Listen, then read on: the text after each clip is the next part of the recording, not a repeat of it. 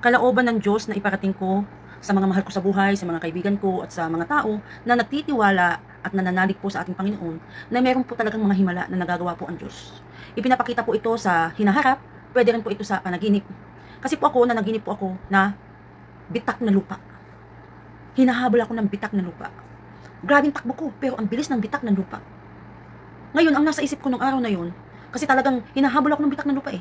Ako mismo, nagpatihulog na dun sa bitak ng lupa. At yung pagkahulog ko, bago pa lang ako mahulog, sinabi ko na, Lord, alam ko na kapag ako mahulog dito, mamamatay ako. Pero bubuhayin mo rin ako. Kaya nung nahulog po ako dun sa bitak na lupa, kitang-kita ko po talaga na ang lahat ng tao nangamatay. At dinala po ako sa panaginip ko, yung nakikita ninyong ulap na yan, lahat ng tao dyan makikita mo, lahat ng mga namatay, lahat nandyan po. Nagkita-kita po kami dyan sa ulap na yan.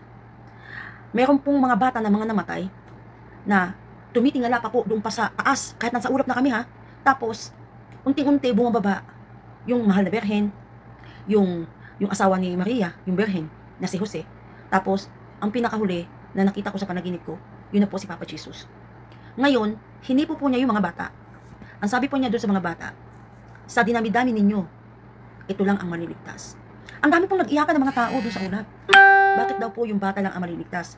Na samantala na sila naman po ay mabuting tao, nagpatotoo sa Panginoon, nagpagaling, nagsisimba. Ang daming komento ng mga taong mga nangamatay doon po sa ulap. Ngayon, narinig ko po yun, naiyak ako.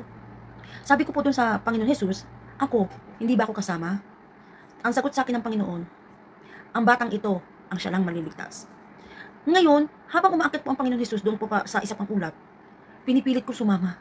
Sabi ko, Lord, ako po ay nagkasala sa inyo, pero nagbagong buhay ako. Inais ko ang buhay ko.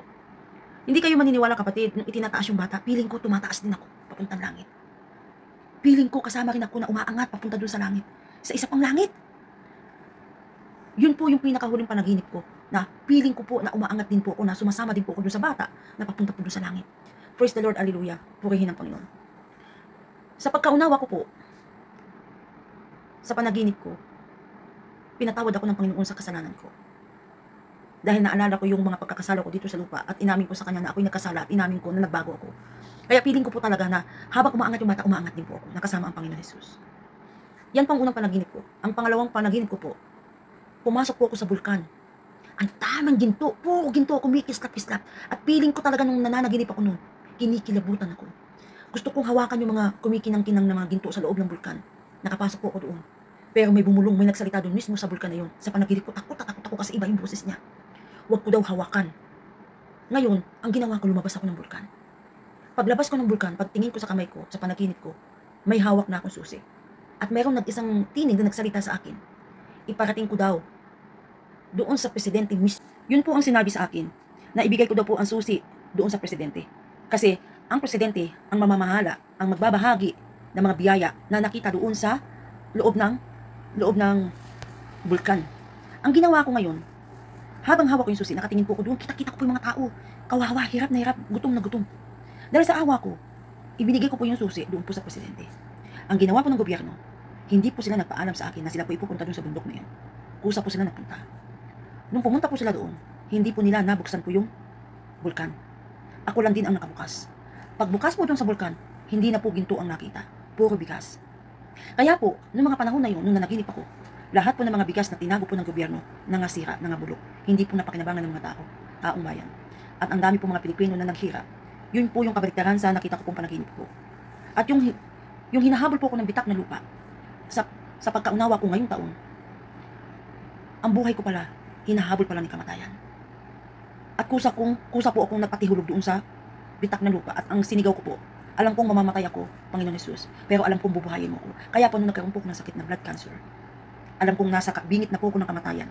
Kasi sino naman po ang amo magtitiis sa'yo kung ilang taon ka doon na madedemo, makikemo. 1 year po ang chemo, pero 1 month lang po ako na chemo. Dapat po 1 year. At 1 year din po ang inuman ko ng gamot.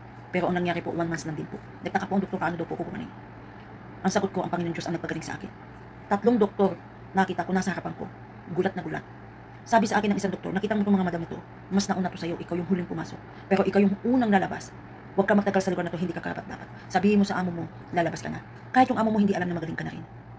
Kaya naghimala ang Diyos sa buhay ko. Nagpatotoo siya sa buhay ko. Kaya po, isinishare ko po sa inyo yung mga biyaya na ipinagkaloob sa akin ng Panginoon. Salamat sa Diyos, dinigtungan pa niya ang buhay ko. Hindi pa niya hinusgahan ang buhay ko. Paano na lang yung mga panahon na yun na hindi pa ako handa, natanggapin siya ng buong buhay ko. 100%. Hindi ko siya makakasama sa kabilang buhay. Salamat sa Diyos, binigyan pa po niya ako ng pag-asa na magbagong buhay. Kaya po,